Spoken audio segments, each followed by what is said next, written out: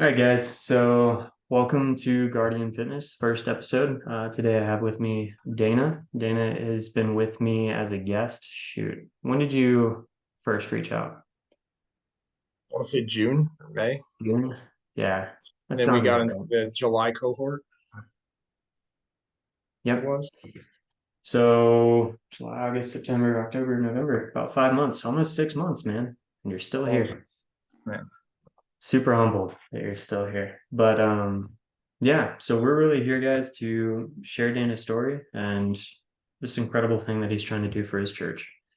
So before we get into that, let's talk a little bit about your background, man. Like, what did you do? Um, so born and raised Plainville, Connecticut. Was just a kid, kind of ran around in the woods. Had an awesome, kind of like, growing up with my folks. We weren't like they never really showed it.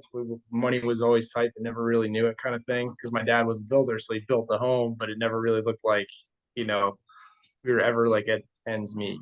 My dad was always hustling, and my mom was, she's a travel agent, and she eventually became a realtor. But I was always off on my bike. I was out in the woods with my friends, and I was just kind of the kid that kind of like didn't really have a clique. I just kind of melded kind of with everybody, and my grades were not great. Just didn't really have a big focus on school at all, and I just like playing like sports and stuff like that. I got into gymnastics, did that for 8 years, and then I did some martial arts prior to going into high school. Did that for like 3 years, and then yeah, it was in high school. Played football, played soccer. I played football 1 year. I only played soccer 1 year. I got red carded like 3 times, so I knew soccer wasn't my sport.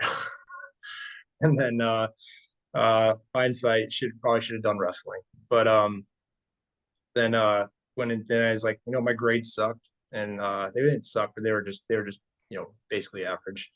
I crushed it in gym. That was about it. So and then I was like, I'm not, for whatever reason, I never had or I had like the kind of like foresight to be like, I had no idea what I wanted to do with my life. Everybody kind of seemed like they knew what they wanted to do. I'm like, how do you know? like I felt like always kind of like I knew I didn't like I already knew my parents really worked hard, and I guess I subconsciously always saw that, and I didn't want to like waste their time or their money. So I was like, I'll join the military, and I had watched all the awesome movies growing up, Braveheart, Black Hawk Down, Gladiator, like all those kinds of things, and that kind of like drives you. I was really big into Dragon Ball Z. Really want to just get strong, train hard, and just like throw laser beams and fly and stuff. But yeah, so didn't really have any guidance on the military. Just saw the Air Force recruiter was there, and I didn't score that high in my ASVAB, so I didn't qualify for a great number of jobs. Just got into security forces. Never saw really too many of the videos. He was just kind of probably, I guess, your average recruiter, and got into security forces. Did that for 8 years, six active duty, eight and two in the reserve, and yeah, so I did that. I was in security forces for 8 years. The two in reserve that you did, was that like a mandatory two based off of No, like, I no? ended up going IMA. I went to Okay. visual manning augmentee down in Herbie, so that was a good time. I just ended up going there. I just went there and did straight time instead of coming back and forth. I just went there and knocked out all my time for the year. Okay. So I was there for like 2.5 months. So did you join at 18? I joined right out of high school. Yeah, I got in October 2006. 2006. How many deployments did you get? I went to Camp Buka, Iraq in 2008, and that was an amazing deployment I think I was either 18 or 19 at the time.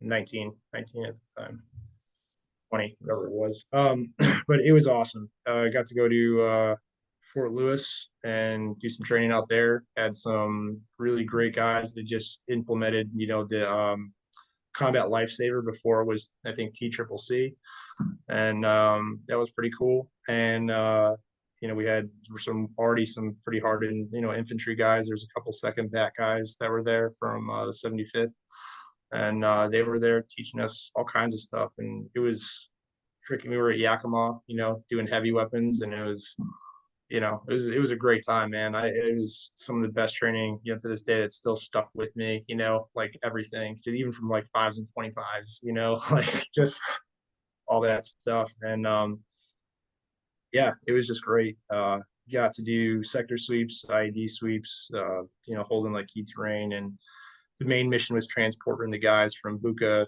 to this village outside of Safwan village. It was like an austere airstrip there, and you just go there and they get flown up to Baghdad to get tried for whatever they were doing by their government, which I had no clue at the time what that was. But got to go see Saddam's palace. That was cool because that's when they started implementing the MRAPs. So we got to go check out the MRAPs and went to camp. I think it was Camp Trash Can is what it was called. And you got to see the boneyard, and you got to see like EFPs stuck in the plexiglass, and you're like, in the holes those things would blow through just like you'd see the regular armor, like all the up armored stuff, and you're like, didn't do shit. But then like the plexiglass, was holding it because it flexes, and I was like, because I remember we were on Camp Victory, and I was like, why are they putting plexiglass on the Humvee doors? Like it didn't make sense to me. And then when I went to Trash Can, I was like, oh, that's why. That makes explains a sense. lot. That makes so much sense. Okay. So yeah. Yeah, that was awesome. It was a really great deployment. It got real, like when you're going off base, you're like, the guys, the heavies are doing the weapons checks real quick. And you're like, I remember the first time I was like, holy shit, I'm actually going into, I don't know what's going to happen, but here we go, you know? So, Yeah. that was Iraq. And then I went to Kandahar. Oh my God, it was horrible. It was a international military police mission set, and we had to wear these red brassards. I didn't really wear mine, so I hated it. It was so rough. The NATO commander kind of came out, and because I think it was a NATO commander that was in charge of Kandahar at the time, and some British guy. And I remember as a 21-year-old or 22-year-old, whatever it was, that like whatever he said, he gave me this feeling of like, why the fuck am I even here?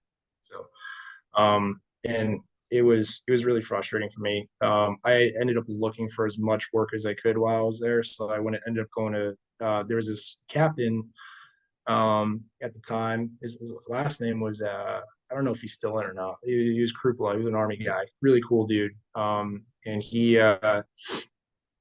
was like, "Hey man, like you seem like a pretty like fit dude and stuff like that." He's like, are you enjoying your mission?" I'm like, "Nope." He's like, "You want to do something else?" He's like, "Do you want to be a door gunner?" I'm like, "That would be awesome. How do I do that? Can we do that?" And he's like, "Well, you got to talk to your first shirt and your commander." And I'm like, "Well, that's never gonna happen." So because the commander already knew that I was trying to get attached to just even as a security guy for just an army infantry unit or anywhere, I was trying to get admin moved from my thing to something else. And I already talked to my supervisor about it multiple times because of some of the training I had acquired prior to that deployment. And it was so frustrating. But I ended up hooking up with some guys that were called 15 Foxtrots that run like speedo static checks on like Blackhawks and Chinooks like that. So I was helping them just run wires through the Blackhawks and Chinooks, like just really whatever the basic labor work was, and did some of that. So it was pretty cool to see that and that aspect of like what they do. And that was on Mustang Ramp in Kandahar, so that was pretty cool. I got to do that in my downtime, and then picked up guitar, went to school, tried to do whatever I could to. I made the decision I was going to go and try out for special tactics after that because I was like, I'm fed up. I don't feel like being stuck here on base. This is ridiculous. So I learned a lot from it. There was a couple of ground attacks while we were there, and what the cool thing was is we didn't have an assignment because that was NATO's job. It was the NATO forces' job to do base defense. But I mean, security forces being a base defense guy, I was like, let's link up and see where we can help out. Let's go get some 240s, get the 50, and like let's go. So me and two small fire teams went out on Humvees, and we just went and helped out. And even though nothing happened, the first time, the second time was pretty cool. Got to see an Apache was like hovering over us and just towards like a village, and it was like, okay, whatever that was, it's done now. So and that was it. Those were my two deployments. Those were fun, except for Kandahar. But I mean, I still like learned a lot, and yeah, that was it, man. Those were my only two. So you mentioned that you, at the time, went in to try out for Air Force Special Operations, right? Hmm. And that didn't It work was out for you, right? no, I ended up I was trained. I got back from Kandahar. I started hitting the pool really hard. I knew pararescue and I didn't even know about TAC-P or SAL-T or anything. I knew there was the two because of the book, the original, like the blue book that you could get at like the store there, and you could get like it just had a PJ and a combat controller on it, and like a jet in the background, and that was it. And I just kind of followed that book and just did a bunch of swimming and stuff like that. But my run game has always been atrocious. So like, well, I've always been good at cows because of gymnastics and everything like that, and relatively okay in the pool.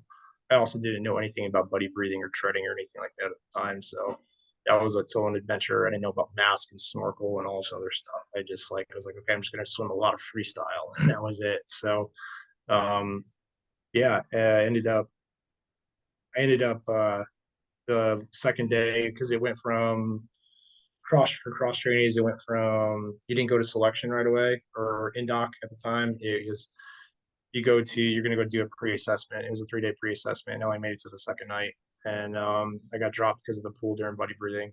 Um, Okay. I ended up cramping a bunch, but then I also kind of quit in my mind. Never said I quit, but I was also terrified at the same time. So I did quit, mentally, and I was beating myself up pretty hard. And yeah, that was it. And then looking back on it now, I wasn't ready anyways, so it didn't matter.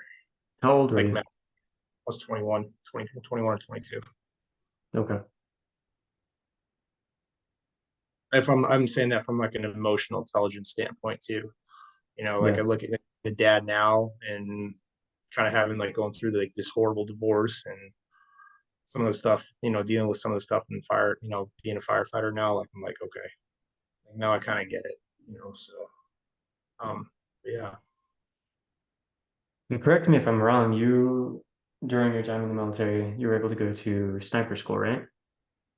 Yeah, it wasn't the Army's, it was ours at the time. It was called Counter Precision Engagement Course, and Okay. it was down in Little Rock, Arkansas, at Camp Robinson. I think they stopped it because OSI got mad at the cadre for we were like crawling through our own like piss and stuff like that. Um, like they were just trying to simulate an austere environment because I don't think they had like I don't know really like for me it was like kind of like whatever because of like I remember seeing behind enemy lines and like well this could be a thing so like whatever like I was young I was, Right. 20 at the time. Like I didn't think anything of it. I'm like, well, we have to crawl through some crazy shit like that, or like, who knows? So like whatever. Like I didn't think anything of it. But uh yeah, it was a great school. I mean, the only difference between that and the army school at the time was you didn't have to pass the stocks. That was it. Everything else was the same. So Okay. still had to do a field exercise, get to a final firing line. You're still doing your Kim's games, your range estimation, your unknown and known distance shooting. You're doing moving targets, you're doing the whole thing. At the end, you do a final, you do your FTX where you got to get to your final firing line and do positive ID of everything and do all that stuff. So it was a good time. And I actually had a PJ that was there that got bumped out of school for I forget what it was, but he was a good dude, man. He was like everybody's like, oh, you're gonna pick him as your partner. I'm like, well, he's the only guy that's left because nobody had picked him, I guess, because everybody knew about him because of his like fitness. And I was like, oh well, and he was fast, but the cool thing is because I'm not, even though I'm not a fast runner, it's like I can run for a while, I just can't run super fast. And Right. but he couldn't do anything on the glass. He was horrible on the glass. Like Oh, wow. he couldn't spot for crap. And for whatever, and I was fortunate enough because of the guys that trained me prior to even going to the school. The pre-training was horrible, so miserable. I got a lot of time on the glass, so I was able to like read it pretty good. I helped him, stay on and graduate, so that was cool. Cool, man. So 8 years in the military, or 6 years active, 2 years reserve. Then you decide it's time to pull chocks from the military. How was that for you? Horrible.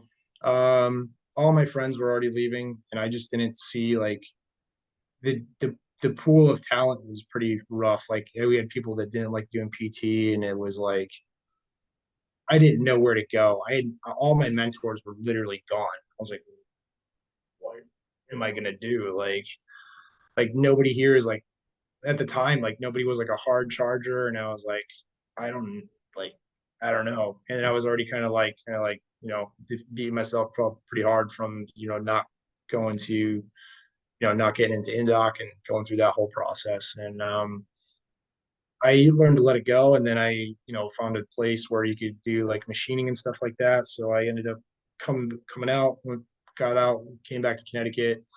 You find out that you're a civilian. No one gives a hot shit what you did. No one cares like really about anything except for like your immediate family and some of your close friends, right?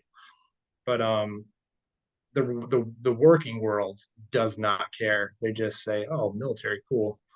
That's really about as far. It doesn't matter what you do. That's pretty much like what it was looked at as. So I went to CNC school, got my computer numeric control certificates, so learning how to do machining and stuff like that, and went out to Lesterville, Missouri, and there was a guy there that runs a company called McCree's Precision, who makes sniper rifle stocks for all the different kinds of barrels that are out there, and learned how to do everything from just cutting the bar stock to getting everything set up in the machine to learn how to do assembly, sand down the barrels, coat the the barrels that whatever that paint is, that nice paint is, and Cerakote or whatever it is, I think it is. And then, yeah, like it was awesome, but it was also in the middle of nowhere. The nearest Walmart was 2.5 hours. It's like it's like population like 200. The local shop was a burger slash ice cream shop. The floating was the activity, so there wasn't a whole lot to do. And I was like, I can't stay here for 3 or 4 years and just be a hermit. Like I didn't have that much drive to do it. Like it was super cool, but it was also in the middle of nowhere. And I'm still kind of like I'm a introverted extrovert. I like to get out every now and again. I don't want to be stuck to an isolated area. Like where if I got to go, if I want to go do something, I got to decent amount of traveling. But it was still a really cool experience. Came back, found out a couple more jobs, and I was like, CNC jobs. I'm like, I can't do this. It's just running parts, measuring parts at like thousands or 10 thousandths of an inch, and you're just like, I'm just a quality control guy. I'm not even really a machinist. A machinist can look at a CNC machine, set it up for the part by looking at the blueprint, and then make all the corrections based off the coding that you get and all that stuff. Like that's a machinist, right? Someone who can just do everything, but like unlike the military, you don't really get mentors. You got to like make them or find them when you're in the civilian sector. I feel like so it's not as prevalent in the civilian sector. So it was tough for me. It was a tough transition. I put myself through EMT school after that, and then I started looking for firefighting jobs. I was just working odd ends jobs, just doing labor jobs. And in 2015, I got picked up in the fire department, and never seen that much money in my life. So I was like, holy cow. That's a win. From 25, 30 grand a year being in the military to like, well, this is what money looks like. Okay, cool. And then I dumped all of it in the house that I'm in now. So So how old were you when you joined the fire department? I was 2015, 8 years ago, on my 35. I was 27, 28. And at what point did you decide you want to go back into the military? About when my son turned 1, I had had a conversation with my ex-wife at the time, and I said, "Hey, I have this thing that," and she had already known about it prior to me dating her. Like I had already kind of had this like feeling, but I wasn't 100% sure. And then I just kept getting these waves of like motivation to just like keep training hard and all this other stuff. And I and then of course I would go up and then I'd go way down. Like it was always this big like thing because my ex and I at the time, like I never felt like I was supported. when I wanted to go, like when I told her like, hey, if I'm planning on doing this, are you going to support me? She would always say yes. I knew like deep down like it wasn't gonna work. And I mean the divorce showed that 1,000%. Like that like it would have been like horrible if I had went in when we were still together. And yeah, it's just what it was. And I had been praying about it for about it, you know, for a long time. And it's been frustrating because every time there'd be a time to do it, and I'm really not trying to make an excuse for this at all.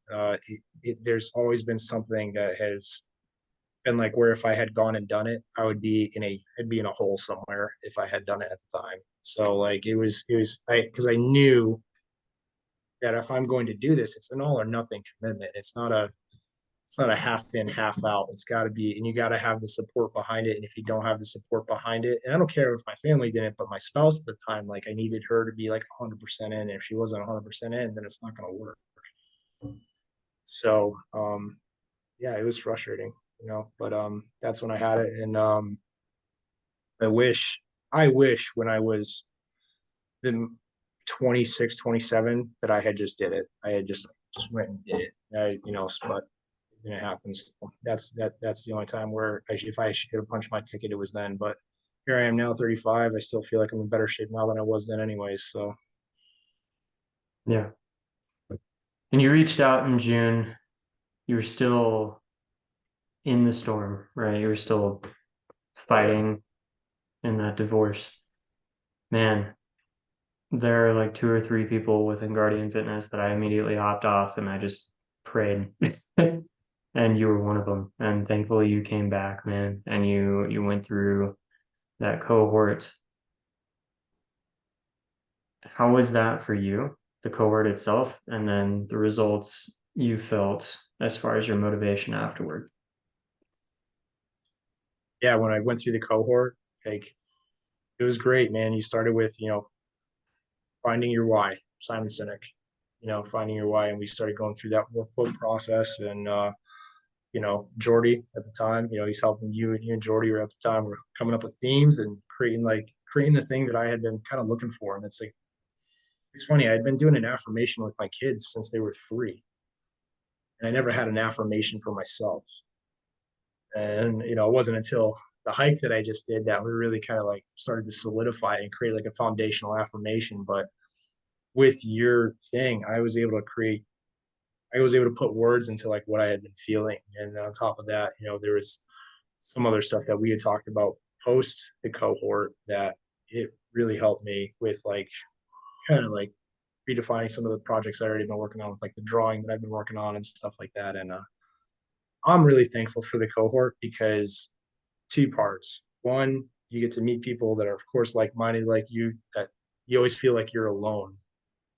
You don't like feel like nobody understands you like in your area because you're just like the guy that like either trains a lot or you're the guy with like just a huge pack on doing a ruck and like what's he doing? Um, or like people at work are like, why are you training so hard? And like, why are you not? And it's it's just and to have the faith component for me was huge because I just feel like such a young Christian and still am. I don't feel like I'm super well versed or anything like that. Or going to pretend to be like, but it's just good to be around like an iron sharpens iron kind of environment, and that's what I really appreciated about it. And getting the feedback from guys, and just from everything out, and just having that kind of like military kind of like you know mesh that you had, it was great, man. I really enjoyed it. It helped me a lot. So, and then it helped me push me to do that hike. It helped me to like it was like it just like kind of like came. I was like, I got to go do something hard again right now, like right now. And that's what kind of propelled it. And then yeah, it's been awesome for me, man. So I'm really grateful for it, and it's been a blessing for me. So I really appreciate it. You. And there are a couple of things you mentioned in there, right? Um, you're always the guy training really hard, right? And this affords you the opportunity to get together with like-minded people. There are a couple of points within your military career that it's very similar. getting in and getting out, right? So as you're getting into the military, you are the crazy kid, you are the crazy guy training your butt off, trying to do this hard thing, right? Trying to test your merit, trying to go out there and do the hardest job you can. And there's nobody with you. Nobody. Maybe Um, one or two if you're lucky. yeah, maybe one or two. And fortunately, right now, I have a decent handful of guys in this group chat all with similar goals. And it's great seeing you guys push and motivate each other. But the other time is when you're getting out of the military, right? You mentioned it. I've experienced it. Every other dude out there who got out of the military has experienced the same or similar things, lack of mentorship, lack of community, if you will. So hopefully we can fix the front end and the back end. We'll get there. But Yeah. yeah. So let's talk about your hike, man. What, how did that bug start? Right? Because you mentioned that you had it in your head prior to Guardian Fitness, right? So how Yeah. did that get So started? so prior to Guardian Fitness, I know I've been needing to do something hard. I hadn't done anything hard in my life. Like the Fire Academy, it was easy. It wasn't hard at all. And the firefighting in general wasn't like super hard. But it's definitely one of the best jobs if you can get it, and it's you can get a good department that takes care of their own and that pays well and everything. And I'm fortunate that I have a pretty good department and pretty aggressive department, so I'm thankful for that, and I've learned a lot just being there. But I haven't done anything hard in a long time, and I don't feel like I'm the big fish in a little pond. I just because I don't care about that. That part doesn't bother me because I'm never. The only thing that I'm doing when I'm there is training my replacement. I don't care about any of the other stuff. I just want everybody to be around me to be better, and that includes myself because there's so many things in the fire service that I'm not great at either because we don't get to do the reps with certain operations that we have. And but I had known, and it's been sitting in me for a while that like I just really need to do something hard again. I just feel like I felt soft. Like I was just reading a book recently, and this didn't have to do with this before, but it makes sense now. And it talks about the Pilgrim's Progress. I'm not sure if you're familiar with it, and No. it's about this guy named Christian who carries this burden, and it's a pack. And someone like referenced it to me, and he has to go to this place called the Slough of Despond. The Slough of Despond is this area that just it's the filth and just the entrenchment of being like people that are convicted with sin, and like you cannot get like you're going through it, but like the only way to get out of it is to like kind of like break your chains kind of thing. And I'm not through the book yet, but like it made sense, and that's kind of like where I was at. I just felt like I was in this like, filth and this muck and this mire that I couldn't get out of, and I just needed to get a footing again. There's this guy that comes around. His name is Help. He's like, "Hey, what are you doing? Like, get over here." And metaphorically, that's kind of like Guardian Fitness for me. Like Help was like Guardian Fitness. Like, hey, well, why are you in here? Get out of here. And then like I was like, okay, it's time to go do something hard. Like you don't have any more excuses to not excuses. You don't have any more reasons to not start getting back at your life, getting after it again. So let's go. And I was like, okay. I went out on a date back in July or August. This chick, and then we went on like 7.5 miles, beautiful views, and I was like, the woods, behold, like the place I used to play all the time. Like, get back out in the woods. Like, what are you doing? And so I get back. So I get back in the woods, and I'm like, sweet. Okay, here we go. So I started going on all trails. I start looking up trails. All right, I'm gonna start doing like 7 mile hikes like every other day. I'm gonna start just like getting into it. And I saw this like one trail. I'm like, oh, that's a big one. And then I was like, oh, there's another one. Oh, wait, they look like they're connected. Oh, wait, this whole thing's like it's Connecticut. So again, I know West Coasters, don't get mad at me, but like it's our mountain range. Okay, it's a baby, but it's big enough. So I went through. I saw it's called the New England Trail. It goes from Long Island Sound, Guilford, Connecticut, or Guilford Harbor, all the way up to Mass New Hampshire border. And I was like, I'm gonna do the Connecticut portion.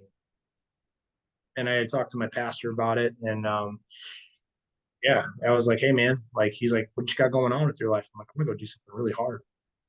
Like I'm gonna go do this, and you know, nothing had come up at the time, but that was just kind of the plan at the time. I'm just gonna go do something hard. I had had a date yet, but I had started playing it like a little bit of playing then, so I was like, okay, cool, this is what we're gonna do. So What did your pastor say when you responded with that? I'm gonna go do something hard. he's like, I love it. He's like, I want to go do something hard. I'm like, cool. You want to come? He's like, how long is it? He goes, 114 miles or 112 miles. He's like, no thanks. He's like, no thanks. He's like, you're out of your mind. He's like, how many days? Like a couple weeks? I'm like, no, we're gonna try and do this in like 3 or 4 days. He's like, it's all you, buddy. Love you. It's all you. Support you. Be praying for you. So yeah. So at what point did you decide that not only are you going to do this, but you're going to do this and try and get it sponsored? You're going to try and do this for your church. When did that come about? So my path, I had known our church, we didn't have like a dedicated facility that's ours. So we have this house. It's just a small little like 1,200 square foot house, super small. And it's, there's no kitchen or anything like that. And it's just like an old school house, like a historic house. And the loaner, the private lender was like, hey, if you can give me 20 grand down, he told me the news. He like, if we can get 20 grand down and then secure a loan through the bank, like the house is ours. And like I had already thought about it. And this is when I had started to like I started writing like a warrant out, like the day before. I'm like, like it kind of hit me like at the same time he said it, like the big man was like, you're gonna hike for this. You're gonna use this as a fundraiser.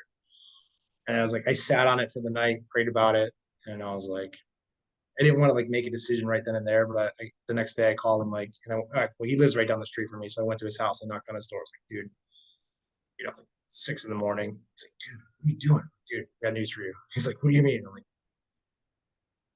we're gonna use the hike that I'm gonna do. We're gonna do $1 a mile. That's what we're gonna do. We're gonna do $1 a mile for every mile I do. We're gonna raise $1 to get to that 20 grand. He's like, all right, we're doing it. So and that was it. And that was like I think a week or two before it was game time. So it wasn't long after that. Like it was just go time. So yeah, that's what ended up happening. And we had to put stuff together in like about a week because everybody already had plans that week. Because everybody's got families and stuff like that. And then we put a short video together like the week before of like kind of where I was going to be hiking, and then yeah, then the following week we launched. You guys helped me with you were doing a mission planning kind of a lesson for everybody, and then Guardian Fitness helped shore up everything that I wasn't looking at, when I was doing it, trying to do everything else. So it was great. Yeah, that was a fun and perfect timing. It was a fun class, but it was also perfect timing with what you were doing. Was able to get quite a few people taught just a little bit about mission planning. Great practice for them. So Yeah, it thank was you. good. No, it was good. It was good for me too because I mean I didn't really get too much into anything really outside the TLP stuff, and like just like one little smidge of that, like when I was in, like, so it was even cool for me to like do the whole kind of try and do the whole process that I had never done before. So it was nice, Um, I'd always done like little bits and pieces, but nothing like crazy. So it was cool to do that. And then sure enough, some of the stuff we talked about happened. So I was like, holy cow, especially in bear country. I was like, okay, it Man, happens. when you told me the story of like 20 minutes in running into a bear, that was nuts.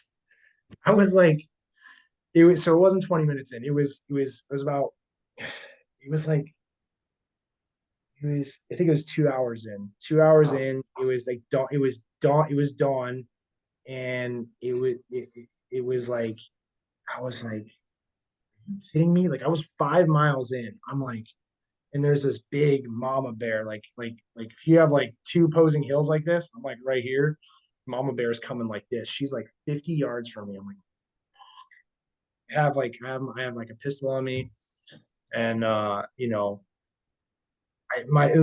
reason why I carried the pistol obviously is just not just for self defense, but I was just like the light on it. If there was a bear in the laser, would hopefully kind of scare it off because it has like a strobe to it too. So like I was like, hopefully it'll like I'm like okay, cool.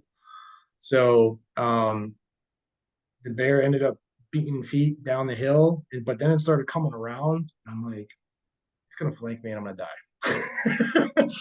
And so as soon as I heard the bears, as soon as I didn't hear the bears' footsteps, I just like, 11-minute, 12-minute pace, gone. See you later. Like I'm out of here. Next 4 miles. So that was that. And then saw some pretty awesome views after that. Like I would come up on some cliff tops and you got that nice fog just covering the whole town, but like there's like the rolling hills with it. It's like it was beautiful. Sun was just coming up, sky was like perfect. You're like, holy shit, this is awesome. This is why I'm doing this. That This is sounds, so good. yeah, getting back to nature. Did you have any cell service at the time? I had cell service almost the whole way except for two spots, and they were the most eerie spots that I was in on the trip, and they were kind of the ones that we had talked about, prior to this. They were something was off in those areas for sure because it wasn't normal. And anybody who's a hunter, and I'm not a hunter, but anybody who's been in nature enough knows like that's not how it should be. Like Yeah. when something's off like that. So, um, yeah, yeah, it was a hell of a journey, man. And then that same day, I ran into two more bears. I had already crushed a whole ton of honey stingers and cliff blocks and all that stuff. I had a garbage, like a garbage pouch. And as I was coming up to Hublin Tower here in Connecticut, which is in Simsbury, directly on the trail, two like they weren't cubs, but they were like young adult cubs. They weren't like baby cubs. They were like, but they're kind of that medium kind of range. And they're one scratching up on a tree all big, and the other one's just like looking right at me. And I'm like, this is like no kidding, 30 yards from me. I'm like, fuck. I'm just standing there. I'm just like almost like kind of like tiptoeing to the side, trying to get some veg block, even though I know they can smell me. And I'm just like, okay. I just enough. I have line of sight with them, and I had to stand there for 15 minutes, just like frozen. Like I wasn't gonna move. I wasn't gonna back away either. I was just like, okay, we're just gonna stand here and see what happens until they move away.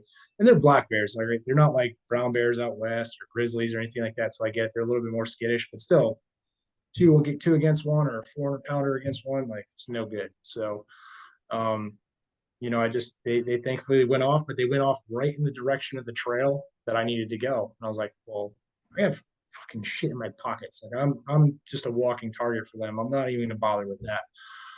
So I don't need to surprise them. They already surprised me. So I was supposed to do a through hike and camp, and you know the plan failed first contact. So that was it for me. I was like, okay, I don't want to take the chance and fail the mission just because I want to get the extra hard part in of camping and doing all that stuff. As much as I would love to do that, getting the miles in to raise the money for the church was more important. So I was like, okay, we're gonna we're gonna go back to the nearest parking lot. Had my because I had a team that was helping me with like resupply because when I was planning on doing the through hike, we are gonna do resupply points and stuff like that for water and food. And he came and picked me up. I'm like, hey, so we ended up using my parents' house, which is right, not too far from there. And I would just go there, sleep, come back right where I started, and then go the next day. That's what I did. So we would do that, and I did that for the next 5 days until I was done. And each day had its own thing. It was a hell of a hike. Yeah. You mentioned that. I do want to hit on that more. How many miles did you go your first day? Day one was 19.5 miles, and that was with the full and that 19.5. was with the full kit. That was a 40-pound loadout, and we tried to minimize it as much as possible. So the bag itself, the ruck it's in this, so I don't want it to be confused with like 40 pounds being like 40 pounds of content. I think the ruck was eight pounds. And then so it was about 32 pounds of contents what was in there. So How much liquid did you have? How much water? I, I at the time I had only carried 2 liters with me, and we were thinking because I was going to make certain checkpoints where I would just refill there. Um, so that's why I didn't carry the full. Like I knew I was going to need to consume at least 4 liters minimum, but 4 to 6 liters a day is what I was planning on consuming. So I think it was either 2 or 3 liters I ended up carrying on the very first day. Um, but yeah, so that was it for water. How far were you from the campsite that you had planned? So the contingent campsite or CCS 1 was I was 4 miles from it, so I was trying to make it there and camp out there. And turns out we actually ended up going there because I was like, okay, let's see if we can find a spot where I can still, because I still wanted to try and camp out. So we ended up going there as it's at a reservoir. For whatever reason that day, every bike cop in town was there. I'm like, what is going on?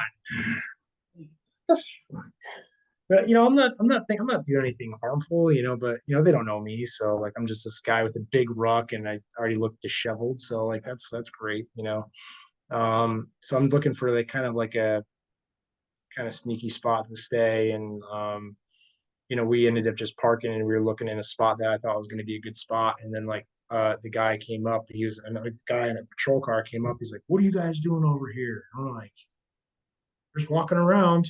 Like, that's it, just checking things out. He's like, "Get over here. You can't be parked like that." I'm like, because he was like parked on the opposite side of the road facing in the wrong direction. I'm like, forget it. It's not even worth it. I'll just go back to my parents' place, call it a day. So So day and it was like in the one, quietest area. There's like no foot traffic, nothing going on there. I'm like, this is okay, okay, got it. We're not doing it. So um yeah, so we started from that parking lot the next day, and that was it. So and we just went from there. And day two made the adjustments, got home, refit right away, made the adjustments, ended up being like 25-30 pounds. So I cut like about 10-12 pounds, and that was it. So and I was like, okay, we're carrying all the water, we're just carrying the water. So it was all water weight mostly, and then it had to dissipate throughout the day. And I had some electronics, GoPro and stuff like that.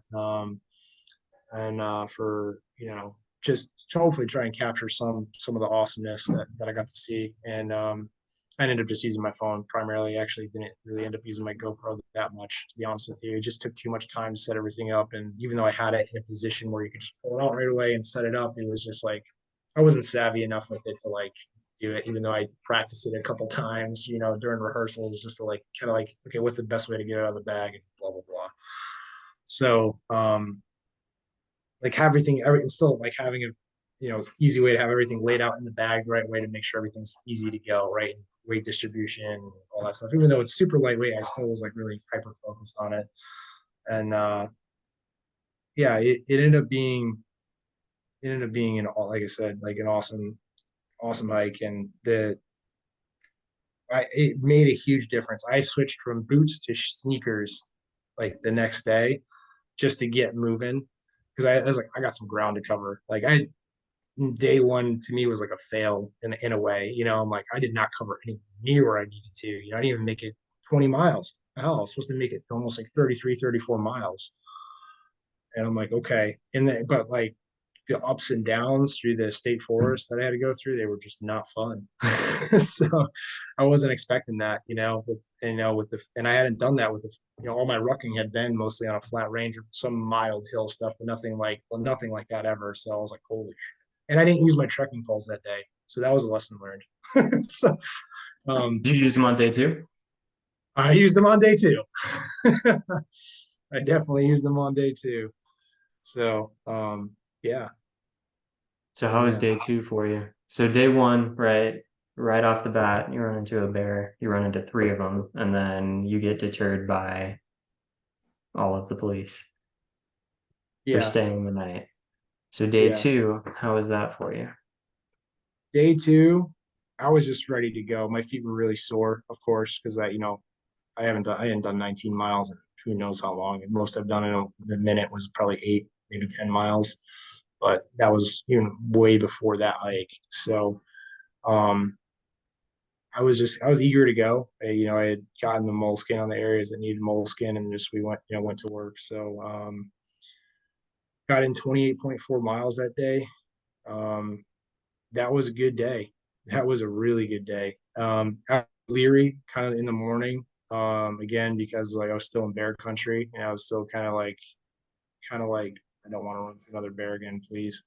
Everything was kind of like homeward bound, where you got all these trees like everywhere with like, it's just like spikes, trees everywhere. So I'm gonna run into a bear at any point. Like it's gonna happen.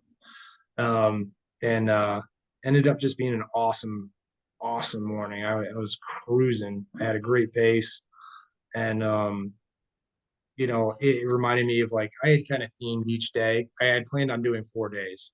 Day one was we get to do this, and the reason why I said that is my cousin Chelsea. She died of cancer when she was in her early 20s, and I always thought to myself like, if you're going to do something hard, there's plenty of people in this country and around the world that that they don't always don't people don't always get to do hard things, or they don't get to do things that are you get to like you get to experience this kind of stuff. So like that's why I labeled it that, because it was super important to me to like kind of like pay homage to that in a way for her. So yeah, that's why I labeled it we get to do this. And that kind of day one and two were kind of like, yeah, we get to do this. So um day two had some awesome kind of like holy cow, like big man's doing something. um my family was planning on meeting me after this one part called Pinnacle Rock, where my childhood home is. And I had been up on that little mountain area like my whole life. Like that's where I grew up, so I played in the woods most of the time. And prior to us doing this hike, we went and shot for the hike, and there was we were doing a shoot for it, and there was three hawks kind of like circling us during the shoot. My buddy's like, I'm like, are those vultures? Like, what are those? And they were pretty big. I was like, what are those? And they ended up being hawks. I was like, oh, okay. And because my buddy, he had like the drone footage, and he like looked at it afterwards, like, oh yeah, they're hawks. I'm like, oh cool. And but I didn't really think anything of it. And then day two, I was about 16 and a half, 16, almost 16 and 3/4 miles in, and my family met me at the bottom of the other side of the hill before I crossed over one town to go to the next mountain range. And we were just standing there talking, and they're like, I can't believe you made it this far so far. You're already like 36, whatever, something miles in, or whatever it is. And like, how you feeling? And I'm like, feeling good. And then like there's a hawk starts to fly over. Just one. I'm like, that's weird. It'd be funny if like a second one came over. My mom's like, look. I'm like, it's a second hawk. And my dad's like, no. So my mom, my dad, my Pepe, and my uncle. And then a third one comes over, and I'm like, dude, what's going on? And they're circling us like, 15, 20 seconds, something like that.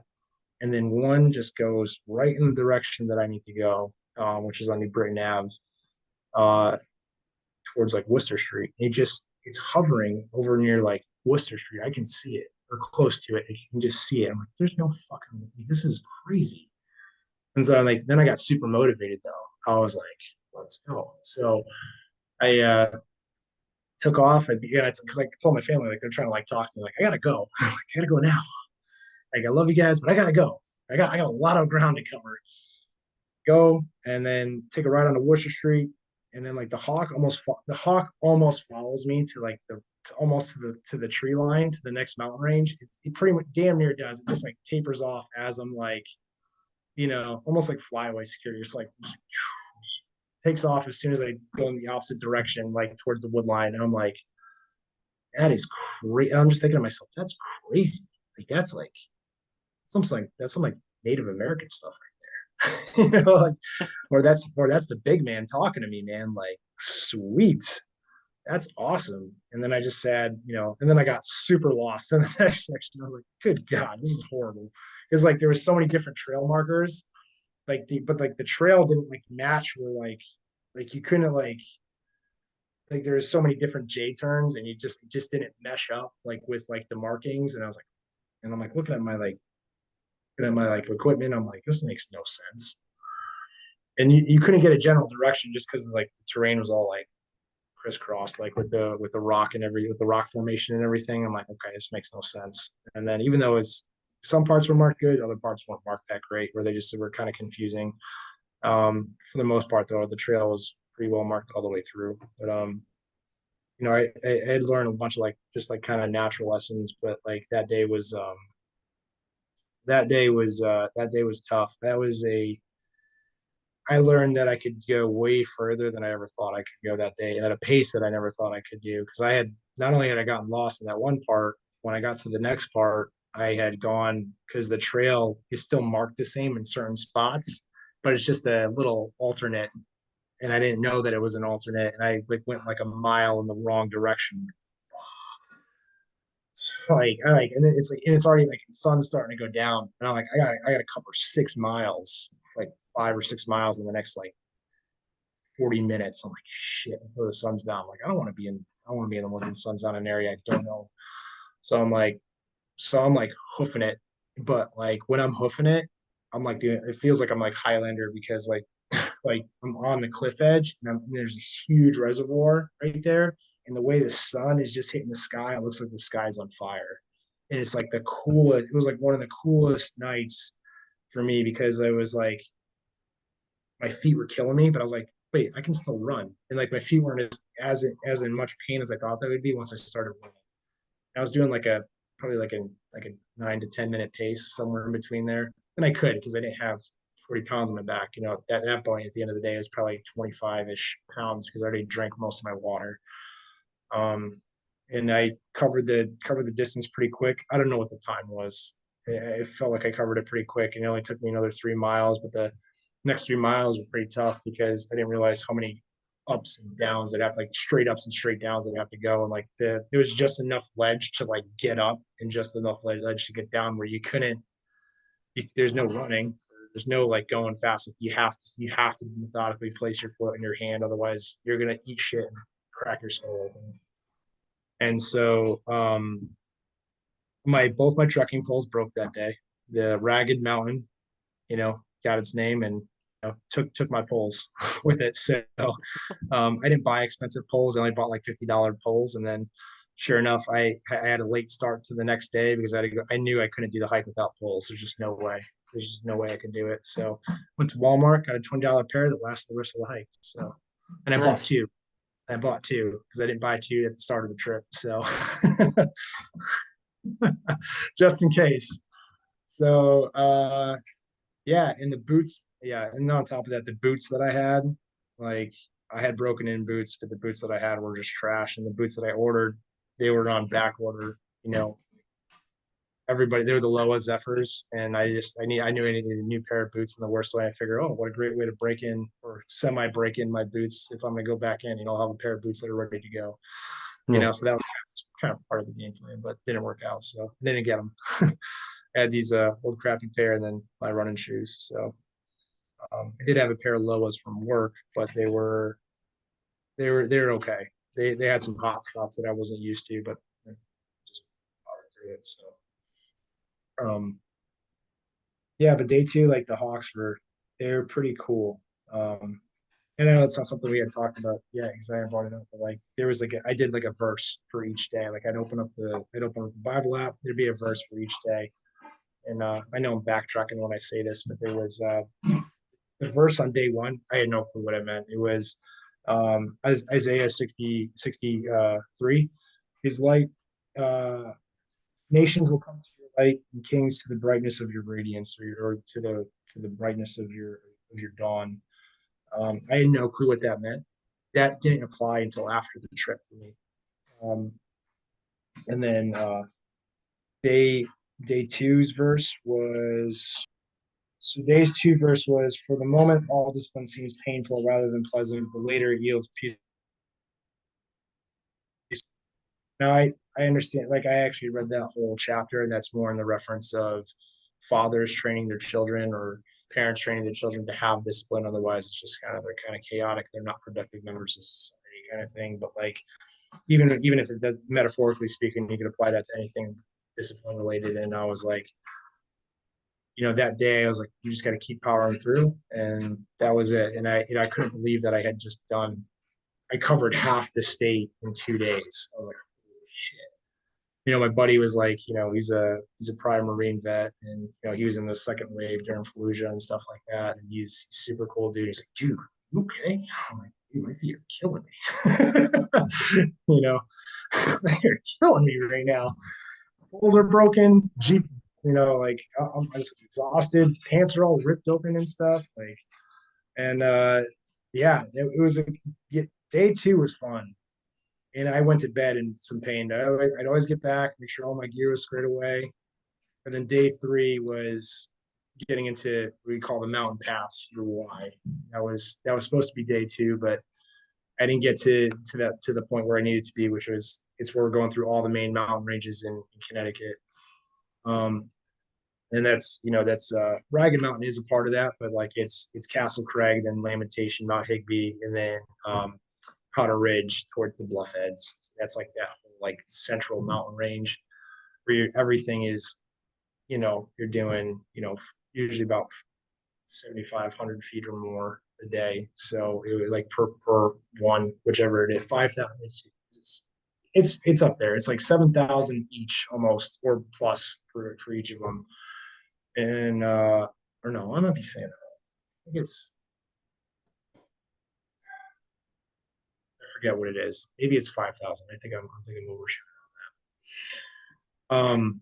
It's a lot, for us. It's not that, but anyways, so I forget exactly what it is. But we ended up doing reinforcing the Y, and my Y on day 1. And I know I'm kind of backtracking again, so I apologize. My Y on day 1, my thing that was driving me was my kids, and on day 2, it ended up in um, going back to the theme of those wishing they could do something like this, going with we get to do this kind of thing. And day 3 was the hardest day for me. It was the day I thought was going to be the easiest day because I was familiar with the terrain, but I had hiked the section that I was going to. I hadn't done it before. It was miserable. There was a lot of downhill, long, slow uphill, really long, slow downhill. And it was really the downhill part that was super painful because my toes were just jammed in that toe box. And I just couldn't, even with like the trekking poles to like brunt the weight, I was like, so mad. And my cousin's aunt at the time, she had just passed away from really bad cancer. And for whatever reason, I was trying to think of my kids, like to kind of like press me forward, like I had on like kind of day 1. And my feet were they were killing me. I knew they were bleeding too because I could just feel it, like the slide in the box. And I would go and re-tighten my boots too, but I could still feel it just because of the blood. I'm like, okay, this sucks. And like I'm like, okay, whatever. And I could just feel the skin kind of move too, that kind of like when you get that like step or that slide, you're like, oh, that sucks. And then the constant little like ankle rolls too, like because it's all loose rock and it's none of it's like nothing solid. It's just absolutely horrible. The whole thing was just loose rock the whole time. Horrible. And it's slate too. It's not like it's that super slick kind of like slate. And so I'm thinking of like trying to think of my kids. I'm like, God, like give me some reprieve. Please, for the love of God, give me some reprieve in my feet. And then all of a sudden, like I start hearing like the pipes playing in my head. And like that came from nowhere because I wasn't trying to intentionally think of that at all. And I thought of, my cousin's aunt. And I'm like, that's her like saying, hey, like quit being a bitch. Like, let's go. I'm like, okay, cool. Like think of everybody else, think of everybody else that's like sacrificed, everything. And I'm like, okay. So I heard Amazing Grace and added like 2 tears, and I just was like super stoic and just like freaking powered through the rest of the day. There was this one part that day though we had to go through. It was the Blue Mountain Trail, I think is what it was called, and that was one of the spots where I had strapped up again. Because like I had like great mission focus after that like little like temporary like you know 10-second like pipe moment in my head where I was like hearing the pipes. So I was like, I just got fired up. And then I I get to this place called Blue Mountain Trail, I think is what it's called, or Blue Hills, or the Blue Hills, or something like that. And it's like as soon as I get across this like little mini reservoir to like that area, as soon as I walk in the wood line, nothing. No birds, no insects, dead quiet. I'm like, okay, let's strap up. Like that makes no sense to me. So I'm gonna strap up. Hopefully nobody's hunting in the area, but um, whatever. Hopefully they're wearing orange, or hopefully there isn't anything else. And it was starting to rain a little bit, but it wasn't like it was still like it was like eerily quiet. And there's like all kinds of shit all over the place. There's no markings on this part of the trail. Like this part of the trail, I had to rely on my GPS because it was so poorly marked. I got lost there for a little while. It was really frustrating because I couldn't tell which part because there's too many junctions in like one area where I was like, where's this? And they're all meeting up and crisscrossing. I was like, so it was kind of fun. I knew what heading I had to go, but it just like I just wanted like if you start going the wrong way, just like when you're doing a waypoint on a land nav course, if you're a degree or two off, by the time you're doing however many miles in one way, you're way off. Like so, I was like, I try to avoid it as much as possible, and yeah, but it was super eerie being in there the whole time. Um, that was the day that um that so like day three it was like like I knew I was in a lot of pain, and this was day four's verse, and after I got through that area, like Day's three verse was awesome. It was enter by the narrow gate for the path gate. The gate is wide and the way is easy that leads to destruction, and those who enter by it are many. For the gate is narrow and the way is hard that leads to life, and those who find it are few. And I didn't look at that verse until the end of the day, and I was like, okay, this makes sense. And that kind of gave me the motivation to go right into the next day, even though like my feet were killing me and they were like a hot mess. And that was the day I also learned that we have fear, pain, doubt, excuses, distractions, obstacles, anger, and all these things lead us to seek a way out. And that way out is comfort, the great deceiver, the greatest deceiver of all the things to any potential that anybody has is comfort, is the biggest lie. And not comfort in the sense of like resting when like you're resting in something after doing something hard, or in the pursuit of doing something hard constantly and needing that like reprieve to take a knee to refit and do all that stuff. It's the comfort of the excuse. It's the comfort of, oh no, I can do it. I can do this tomorrow. It's the comfort of um no, I don't need to do this today, or like, oh well, it's making me kind of anxious, so maybe it's not a good idea kind of thing. Like it's the leading you to not be in a vulnerable state because you don't want to be vulnerable, like, but that's when I learned is like God wants you to be in a vulnerable state because he wants you to rely. That's when he wants you to rely on him. That's when he wants to work through you. And I was like, okay, like this is, and I knew that right away. Like as soon as I read it, I was like, I hear what you're saying. I'm doing it. I'm doing the right thing. That's when I was like, okay. And like, I was like, man, my feet are really hurting. so uh, we get going. It's Dave, or was it? This was something else. Sorry, I am looking at my notes while I'm doing this, so I really apologize. You're fine. Yeah, it was just one of those things where I was like, I knew I was on the right path, and that was like a big kind of like awakening for me in the sense. And then day four happened, and day four was tough. It was day four's verse didn't apply to day three. It applied to day two. Day four's verse was the heavens declare the glory of God, and the sky above proclaims his handiwork. So day two, doing that kind of like cliff walk when I was running, that was kind of like the sky on fire. That was it. And then day four, there was a moment on day four. Day four was also a really hard day. Um, Day three, I only got 15.8 miles in. Day four, I got 21.1 miles in. Day four sucked.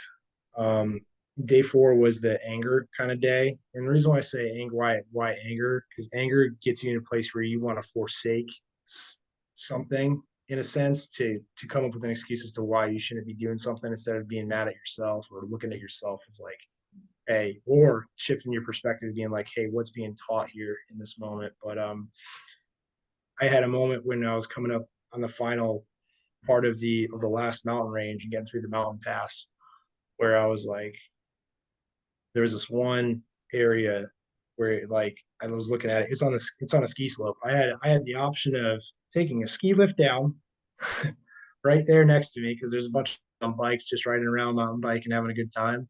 And there's active ski lifts going up and down. I'm like, there's an easy way out. And then I just kept walking past it. Didn't really pay much mind to it. Even though my feet were like, do it. um, I there was this like bench and there was this perfect opening that like just it opened wide open. I was like, and it was it almost had this like bluish hue to it. It was really weird. Like it almost looked like it was like a whitish, like a white bluish hue. Maybe I was dehydrated. I don't know, but it looked it looked like kind of like I'm not saying desert mirage like where you're at, but I was like, okay. So like, but like it had like a special kind of like feel to it. Like it was super weird. It almost looked like it was like a whole, almost like I don't want to say holy ground, but it almost looked like it was like holy ground. It was like this perfect like it was like a silhouette of a bench. It wasn't even like I could even detail it. It was just like a shadowed like bench, and then like it was like almost like when you get tunnel vision, but like you're focused on it, but things are not like clear. And I took my shoes off because I felt like I shouldn't walk in there with my shoes on for whatever reason, which I didn't want to do because my feet were killing me. But then all I did was get next to the bench and I didn't look out towards like the horizon or anything like that. Because I don't know why, but I just faced towards the slope and then I just prayed. And I had prayed throughout the trip, various times throughout the trip. And this one time, for whatever reason, I wasn't praying for anything. I just kind of got on my knees and just kind of hung out there. I was like, "Hey, I'm here. Whatever you want to tell me, tell me." That was it. I didn't like ask for anything. I didn't nothing. And I had like a visual. Like I closed my eyes and it almost felt like I had like he was giving me a hug. Like it was I could almost see it in my head, but I also like felt it too. It was really weird. And I got rest in a sense for like rest and like overwhelming peace like that I hadn't felt in a long time. And I just started to cry and I was like, and because it wasn't because I was in pain. It just it was like this warm like, and I got my shoes back on and I was just happy until like a mile later. And it was repeating terrain of like you'd go up like 1,000, 2,000 feet and then come back down 1,000, 2,000 feet. And you just kept repeating it like 6 or 7 times. And you. And then I was like, and that's when I was like, I learned like, hey, don't like day 3 was supposed to be appreciate the journey. So like I caught myself towards the end, I'm like, hey man, you can't be mad. Like think about just the experience you just had like not that long ago. And I actually even before that, like that morning was beautiful too. Like there was this one scene where like the water was like this. I was climbing up Lamentation Mountain, and this was right after Castle Craig. This was day three's mountain, but the start of day four's mountain was Lamentation, and it was absolutely stunning. I had an awesome pace that whole day, and that was another like day 4 and 2 had the best views without question. They were absolutely incredible.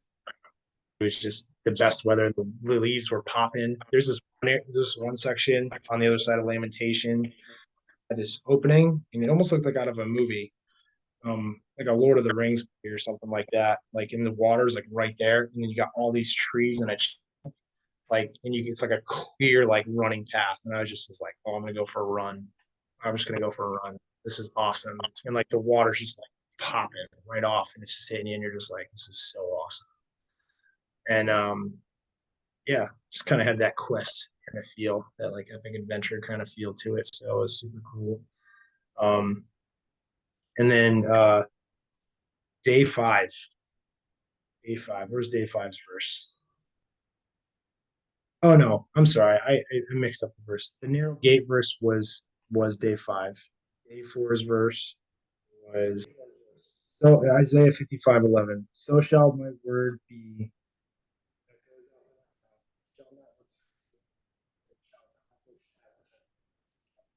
Day four's verse was like, I saw that one at the end of the day. That like I was like, because there were some days like I didn't want to look at the verses like just like as a motivator. I wanted to see like, let's see if I can get some lessons before I actually verse. And it almost like each verse would just fuel me for the next day, because it was almost like they all kind of like worked together, like not all at the same time for the day, but like they all kind of like played different parts on different days. And yeah, that was awesome. I woke up day five, and I was like, I don't even want to move. I didn't even want to move day five. I had gotten in 81 at that point. If we were just going by the map, it would have been 81 miles, but I was like, I think 84, 85 miles in at that point. And I had to finish the next 30-ish or so miles. And I was like, so I was supposed to go to the aunt that I had talked about on day three. She was a cop for 25 years, canine handler. She was super awesome. Always took care of like, her nieces and nephews really well. And I was supposed to go to her funeral on Tuesday, the next day, after day five. And I was like, I don't know if I'm gonna be able to get, more than like 19 miles in today. And I don't know what happened. Set off early in the morning. Um, Set off at like, I think at 7 in the morning, not at 6, but it was like 7 in the morning, because it's a little bit of a drive from my house, about an hour, or half hour to an hour. And get there at 7, step off, and I'm on a pace that I haven't done the entire trip. I'm 18 and a half miles in by 2 o'clock. I'm like, I can finish this. I can finish this thing. And day five, I ended up getting like plugging in like 30, 31 miles. And now it was done. Like I ended up running the last four. Like I ended up like not sprinting, but it felt like sprinting at the time. I ended up running the last, you know, 2 or 3 miles. I forget what it was, and because I was just chasing the light, I wanted to catch the light at the end. Like I didn't want to like finish in the dark. I wanted to finish in the light. And I was about a mile behind, like a mile pace behind from where the sunset actually was. But I was still happy enough to see like some of the light at the end, and it was good. It got in the sound, got my feet nice and wet, and it was, of course I cried at the end. I was so excited. I was so like, I couldn't believe I did it. I couldn't believe it. It was um yeah, it was day five. So day four, because again, this was going back to the mission plan. Day four was supposed to be take up your mantle, and it ended up being, I actually felt like for once I actually did. I started to take up my mantle, and the last time I had put myself in a position that I said I was going to finish something was going to, you know, trying out for CCT. That however long ago that was, and that was the last thing I had quit. And I told myself I was never going to quit anything again, and I knew this was going to be a hard challenge, and I needed that. And it was it was awesome. It felt so good to just finish that and do it in the time frame that I did. I didn't work 100% according to plan, like with the camping and everything, but I was super pumped, and I was super pumped for the church. And I was really fighting for our kids. To me, the reason why we're raising 20 grand for the church is not just to secure the building, but it's the first step, and for us to getting a youth ministry. Man, I felt like I actually did something for my kids. That I beat myself up on, all the time as a dad because I always feel like I'm falling short.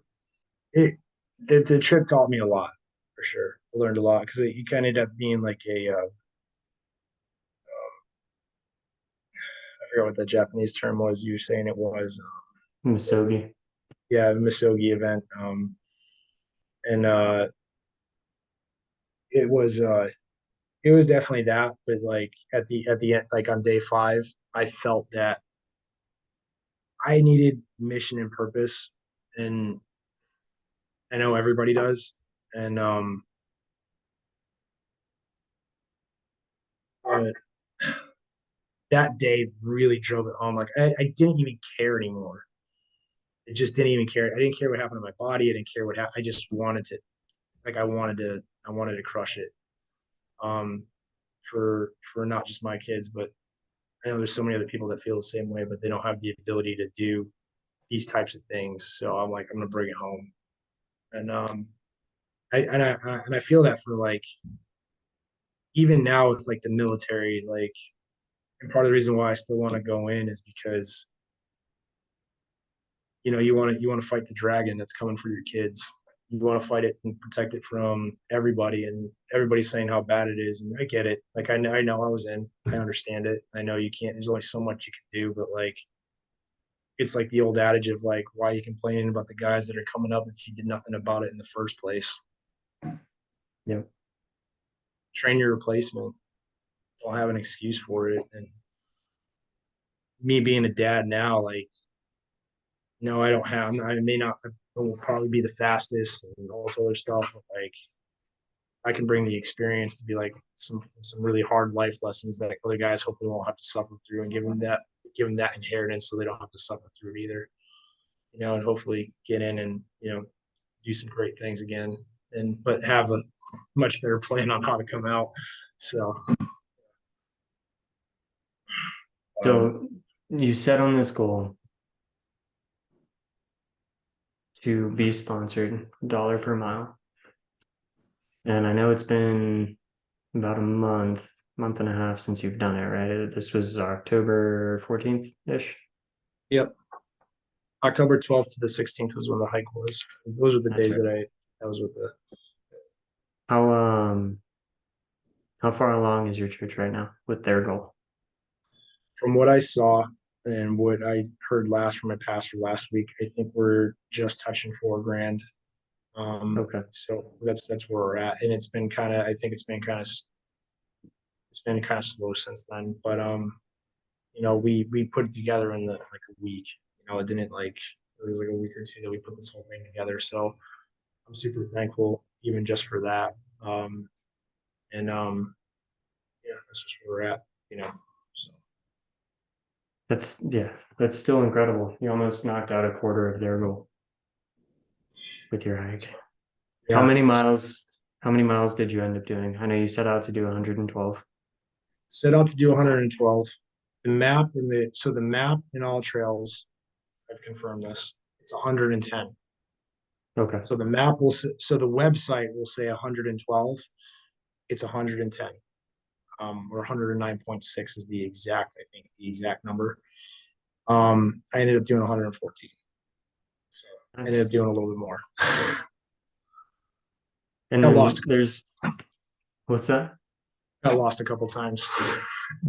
Yeah. Yeah, that'll do it on day 2. Um, there was something you mentioned earlier about, was it your painting or your drawing? Your five sequence. Yeah. So I dated it.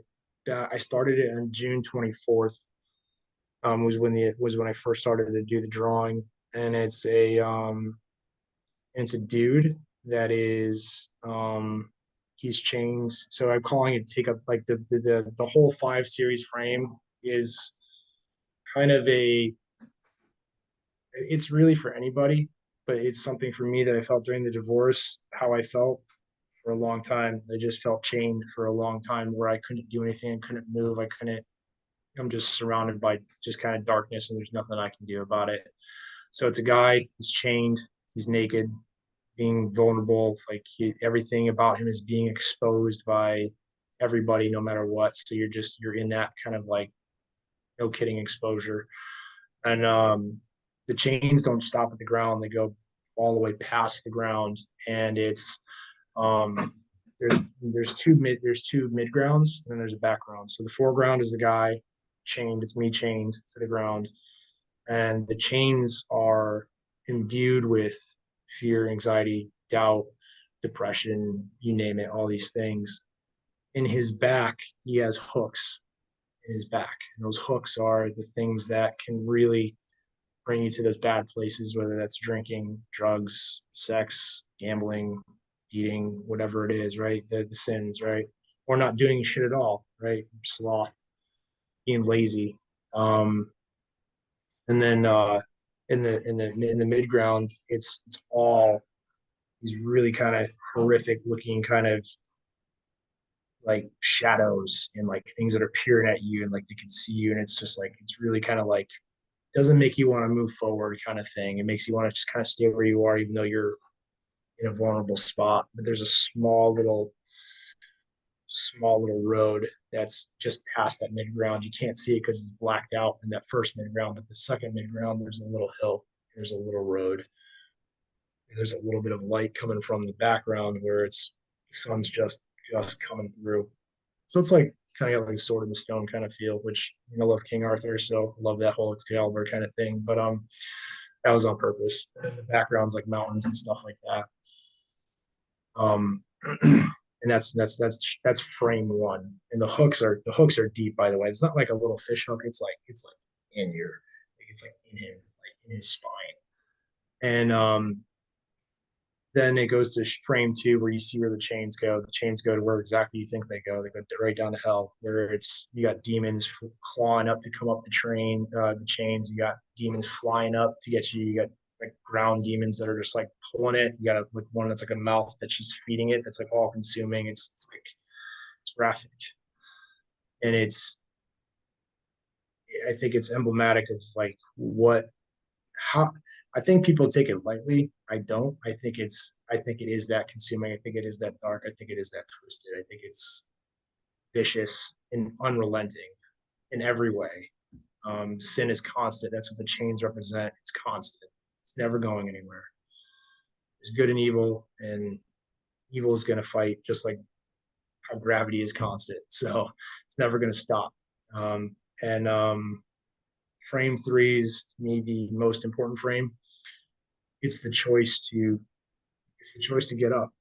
It's the simple choice to say that fuck it. I'm not going to let anything bother me anymore. I'm not going to be consumed by these things. I'm going to start pressing forward and get mine. I'm going to start pressing forward and I'm going to do good things in this world, and I'm going to live up to what the standard that God has set well, for me, for the standard that God has set for me, and not only that, for all the people for me that I know that aren't here anymore because they died, or people that they knew that died for this country, and all the good people just throughout time that have always been good warriors doing good things for good people, and just being that, really embodying that protector kind of thing, and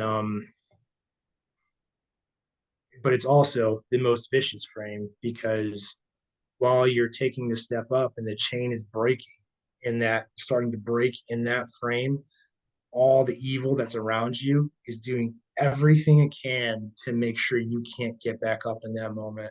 it's it's the way out, it's the comfort, it's the you know it's the claws really sinking in and everything like that, trying to have its last hold on you before you actually break free. And um like it looks, you'll see that in like the chains and in the hooks, but it's really just a demon kind of holding his hand out, and it's like showing you a way that's easy. And it's really like it's like the you know they ring the bell, here's the hot shower and food kind of thing, right? It's that's what it is. It's kind of like that. And Like the ski slope on the way down from a mountain. yeah, it's a ski lift. Here's some hot Yeah. shower at the bottom. And and it's like it's a demon that's got like that kind of like, if you've ever seen like Lord of the Rings, the mouth of Sauron, it has this really sinister kind of smile, and it's something like that. And then the fourth frame, he's standing in front of the sword.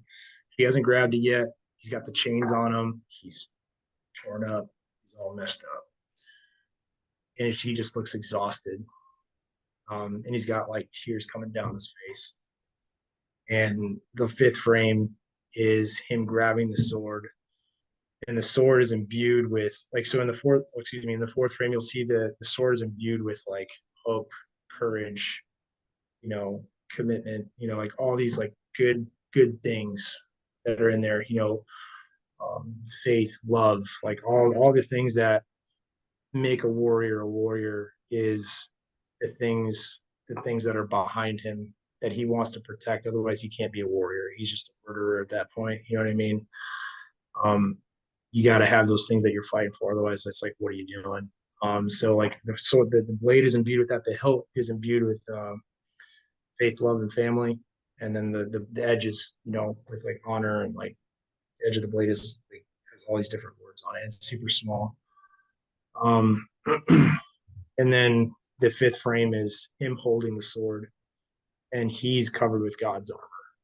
And not only that, when he's holding the sword, there's other people with his hands on his shoulder, and it's all the same people that have been going through it with him, like they've been through the same journey. Um, and that's taking up your mantle, kind of. I don't know what you call a 5 frame thing, but it's a 5 frame drawing, so that's what it is. And then you brought up, after we did the debrief on the hike, which I didn't even, the correlation with that, which I never even, it didn't even cross my mind, is you have a 5 frame photo that you've been working on since June, and you just did the hike in 5 days. Check. like, I'm like, oh, that's crazy. And the it was just for me. I still haven't even like I've processed it, but like it's still like it's like popping itself up in so many different ways every day. It's kind of bizarre. So um people at work. So going to day one's verse, nations will, again, Isaiah 63,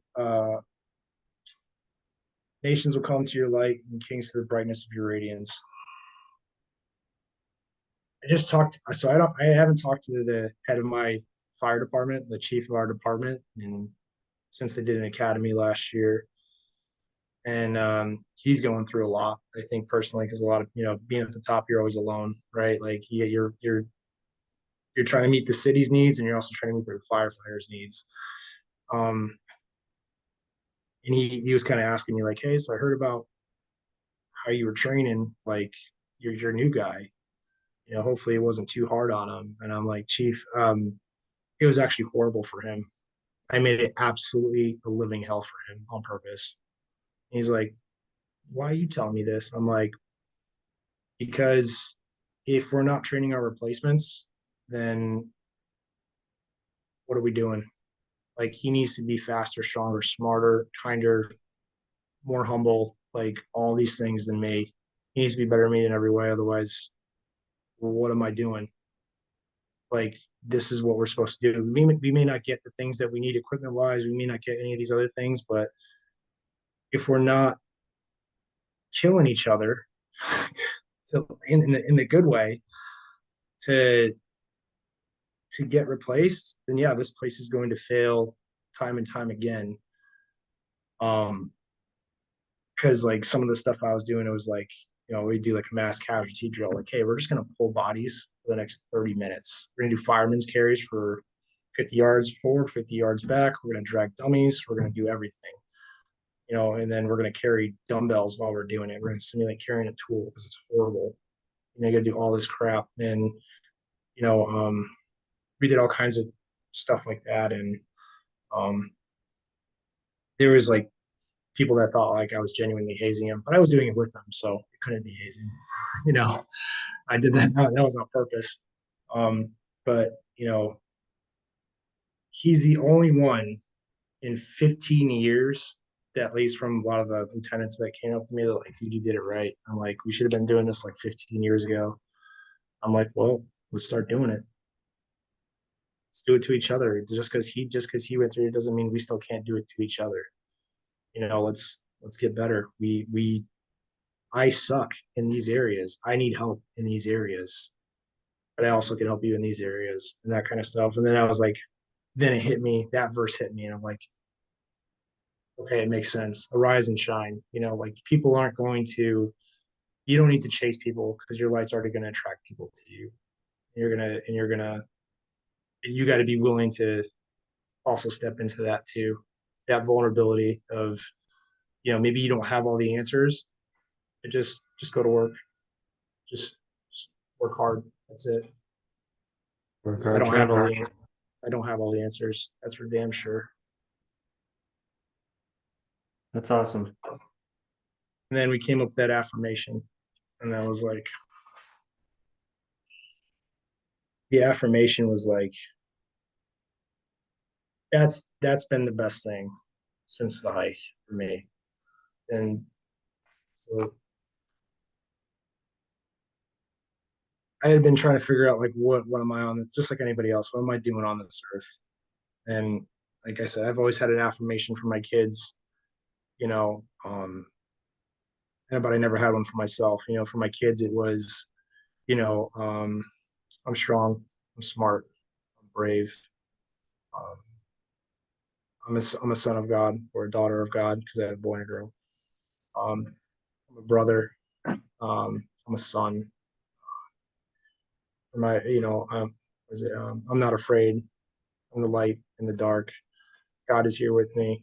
For my son, I'm a protector. I'm a patriot. I'm a warrior. I'm humble. I'm kind. I'll help those who cannot help themselves. I have integrity. I'll work hard and I'll never quit. My name is Grayson. And then I'll do the same thing with my daughter. And the only difference is I've noticed that she has this like kind of healing thing that she is really good at. So I call her a healer, or she's beautiful, and everything else is pretty much the same. But I never had one for me. But you guys helped me with that, and the cohort helped me get all these thoughts that I've had and start putting them on paper. Now I have something foundational that I think even now I can still work on even more. But I'm so thankful for this because this is what's like I have never been mentally in such a good spot in my life up until like the last couple of months, especially post hike with this. Like it's so good. I love it.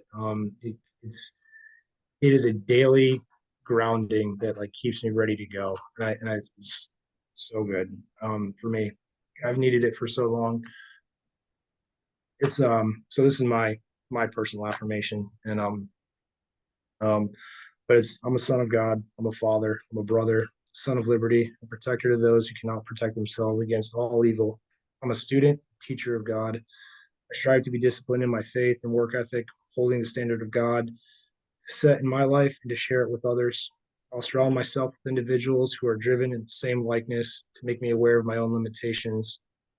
So iron sharpens iron as one man sharpens another. I will do all this because my children will replace me, and I want them to have the inheritance of my lessons learned to propel them forward, what God is preparing them for in their lives, and to pass that on to future generations. This is only possible because of Jesus' sacrifice. I've broken my chains, taken up my mantle. I'll wear his armor to endure this world and shine his light everywhere I go for the rest of my days. So that's like let's get to work right after that, or to breakfast and read a verse or something like that. Uh, start dissecting whatever, but I've been starting my day with that, and it's been good, man. It's been a lot better for me. Awesome, dude. That's a great affirmation.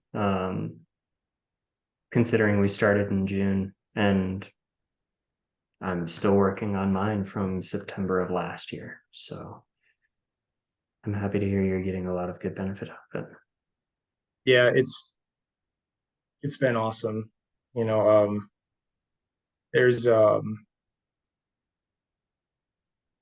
there's a poem that are you familiar with who John Lovell is? No.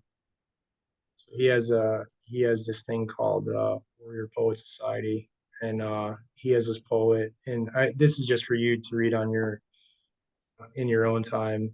Um, but it's called Beware the Warrior Poet.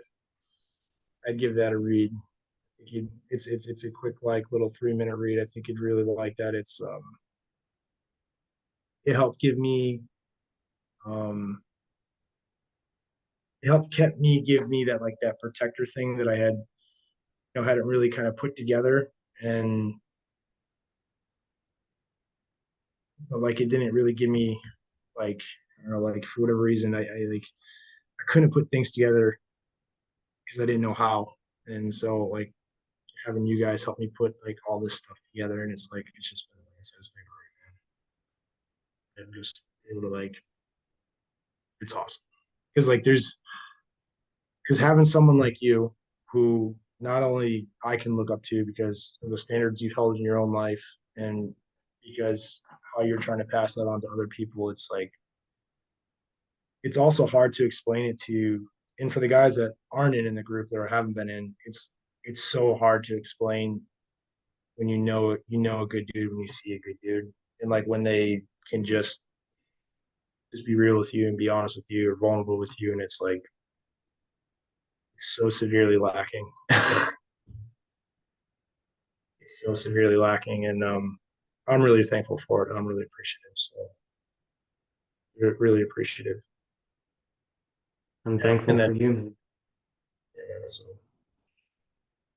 I strive to work hard because I know how hard guys like you and other guys out there that aren't even in that, even in special operations, I know that work hard, and moms and dads that work hard, they grind it out every day, and that's like that's why, like that's why I don't stop like working hard because you have to because nobody else is going to. No, no. It's what is it? When 100 people see one thing go wrong, nobody will step up and help because they all think somebody else is going to. Forget what I don't that's called. There's some kind of bias. I don't know what it's called, but I've heard it too. So yeah, it's frustrating, and I'm done like not trying to do anything about or thinking that like I for a while like I wasn't putting my faith in him. Um, I'm done relying on the world for things. I'm just going to move through him and do what needs to be done the best I can to the best of my ability. Um, just be a good like the only thing I care about, the only title I care about ever having is being a good fucking dad. That's it. I don't care about anything else. Just being a good dad. That's it.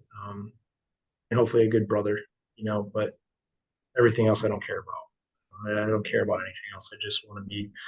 That's what I want to be for everybody that's in my life, no matter who it is, friend or anything like that. So